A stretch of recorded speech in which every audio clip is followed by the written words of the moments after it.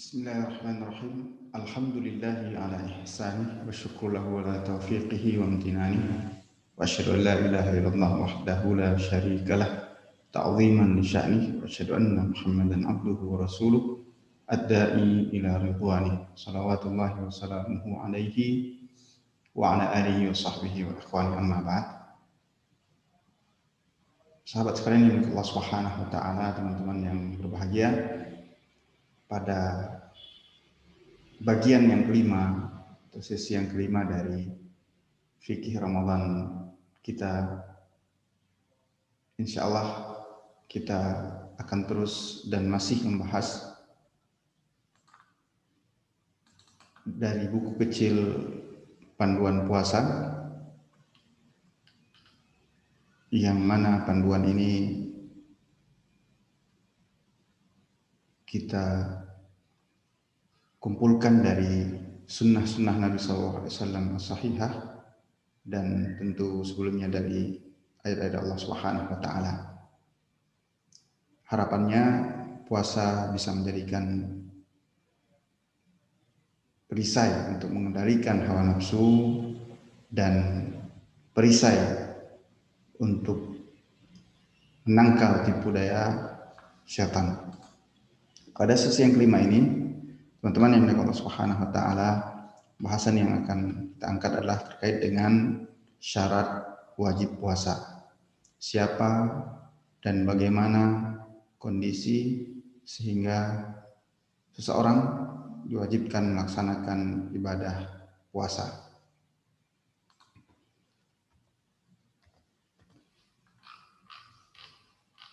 Para ulama ahli fikih menyebutkan beberapa syarat-syarat wajib puasa yang kami rangkum di sini. Ada 4 syarat wajib puasa yang harus terpenuhi.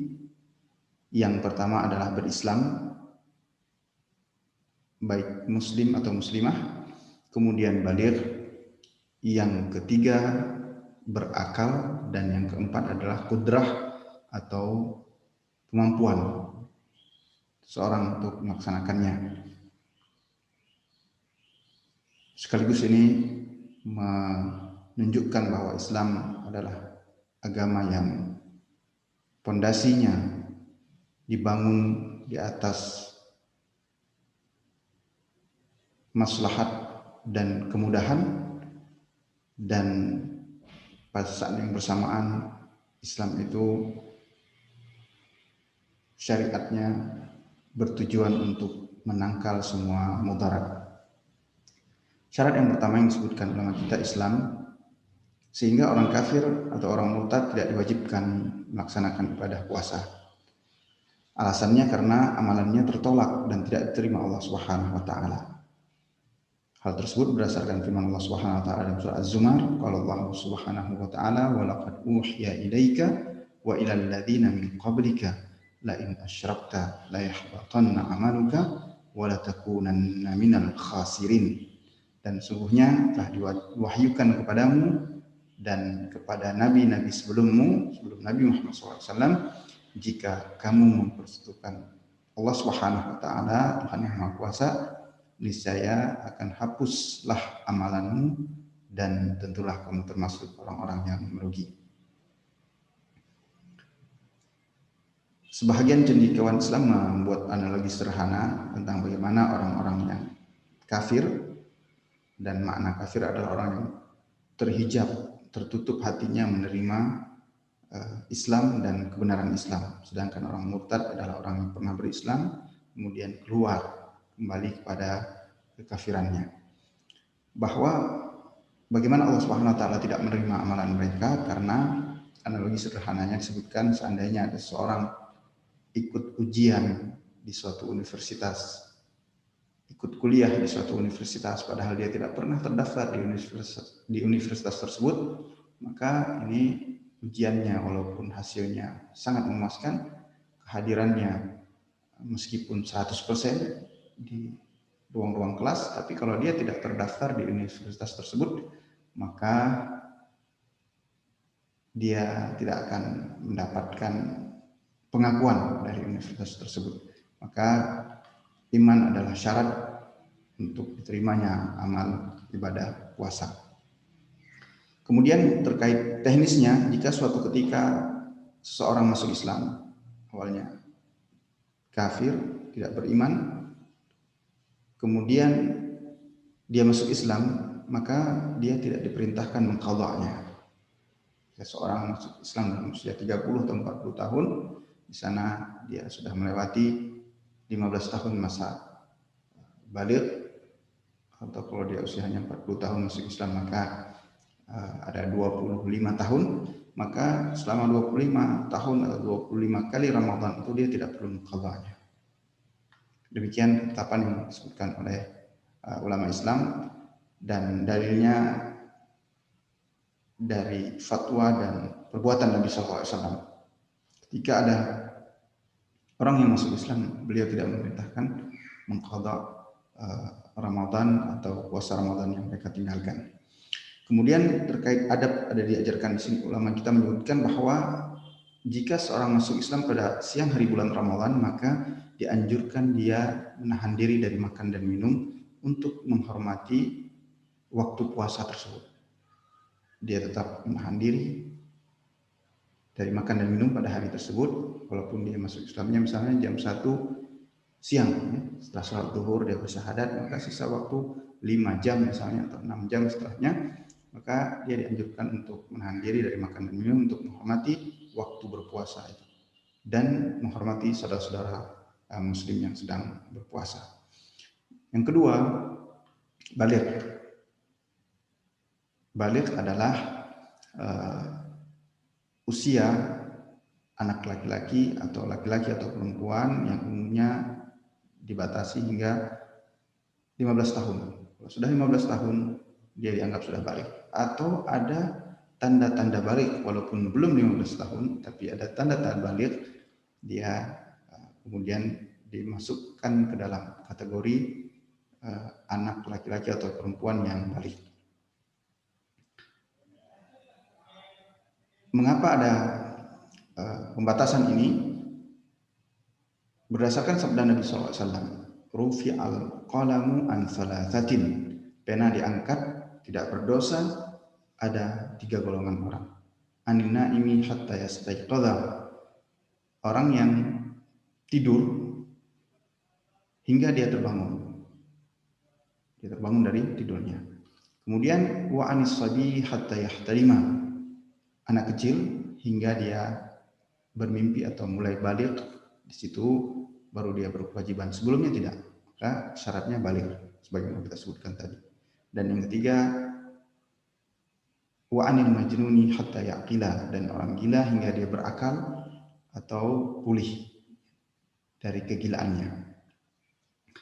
Namun begitu, seorang yang atau anak kecil laki-laki, baik laki-laki maupun perempuan yang belum usia 15 tahun atau belum baligh tapi sudah masuk usia mumayyiz, tamyiz, secara sederhana batasan usia 7 tahun, maka dianjurkan, tidak mengapa diajak berpuasa sebagai bentuk latihan.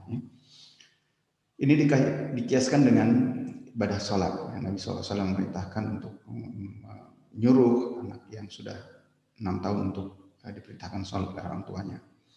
Dan tidak mengapa saat 12 jam misalnya, ya, di sebagian negeri seperti di Indonesia itu diberi mainan yang terbuat dari bahan yang kapas, bahan sintetis dan sebagainya, agar dia lalai dan mampu bertahan, lupa dari haus dan lapar sampai waktu berbuka tiba. Demikian yang pernah dilakukan oleh para ummahat, para sahabiat pada masa Nabi SAW, diantaranya Al-Rubayyi binti Mu'awwidh. Beliau demikian siasati anak-anak yang diajak berpuasa. Hal tersebut disebutkan Imam Bukhari dalam kitab sahihnya, hadis 1960 pada bab tentang siyam sibyan, puasa bagi anak kecil. Yang ketiga, syarat yang ketiga adalah berakal. Orang yang sakit jiwanya, saraf otaknya terganggu atau pikirannya tidak normal, secara permanen tidak wajib atasnya berpuasa. Kalau tidak permanen dalam bulan Ramadan sehat, maka dia wajib. Tapi kalau permanen tidak sehat, maka dia tidak perlu dan tidak diwajibkan baginya berpuasa berdasarkan hadis yang sudah kita sebutkan tadi, riwayat Abu Daud nomor 4403. Dan yang terakhir, kudrah, kemampuan. Artinya orang yang lemah fisiknya karena faktor usia misalnya, atau karena sakit, masih muda tapi sakit, nasallallahu al-afiyah di dunia wal akhirah, maka karena penyakit yang dideritanya itu dia membuat dirinya lemah, maka dia tidak wajib berpuasa. Dan dimasukkan dalam golongan orang yang tidak mampu atau lemah adalah orang safar. Ya. Karena kondisi safar ini membolehkan seorang untuk tidak berpuasa. Kenapa? Karena umumnya saat safar kondisi fisik seseorang tidaklah prima, ya, meskipun pada zaman sekarang alat transportasi dan ya, fasilitas transportasi itu sangat mendukung dan nyaman. Ya.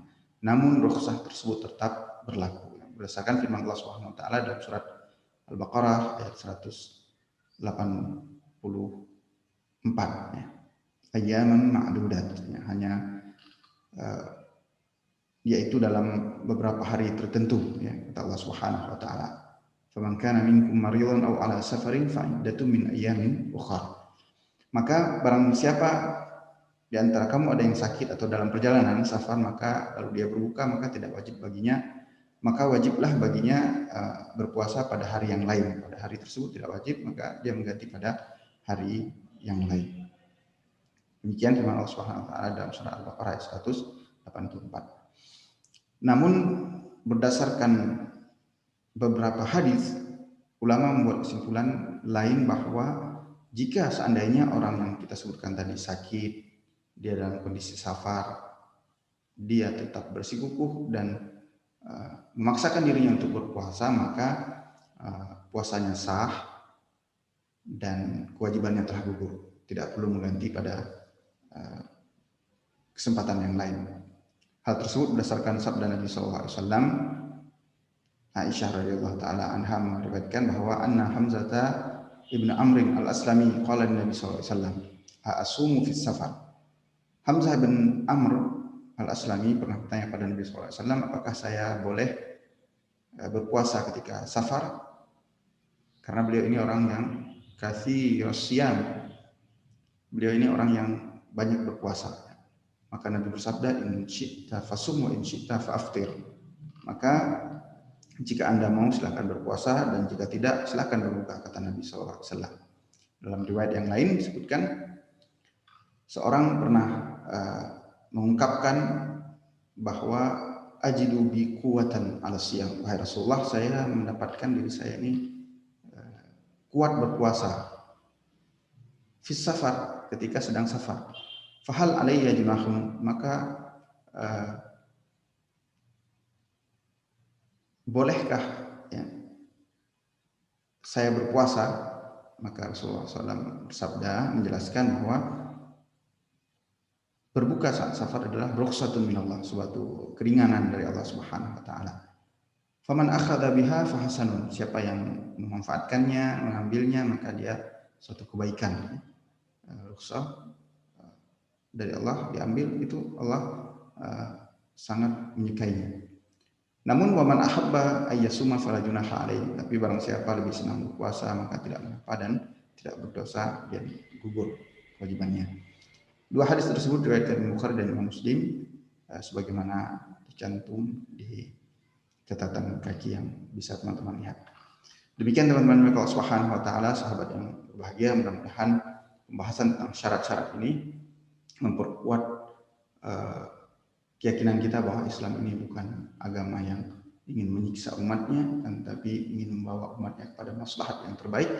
Terbukti ibadah yang cukup berat, orang-orang di luar Islam melihat ini suatu penyiksaan diri, namun ini adalah ibadah dalam agama kita. Sudah kita sebutkan pada sesi yang sebelumnya, diperintahkan tapi dengan syarat-syarat tertentu, dengan kondisi-kondisi tertentu, dan ada rukhsah keringanan dalam pelaksanaannya. Mudah-mudahan Allah Subhanahu wa taala membimbing hati kita untuk terus bisa beribadah kepada Allah Subhanahu wa taala dengan ikhlas dan dengan sesuai sunnah Nabi kita Muhammad sallallahu alaihi wasallam. Sallallahu ala nabiyina Muhammad wa ala alihi wa sahbihi wa baraka wasallam. Wa akhiru da'wana alhamdulillahi rabbil alamin. Assalamualaikum warahmatullahi wabarakatuh.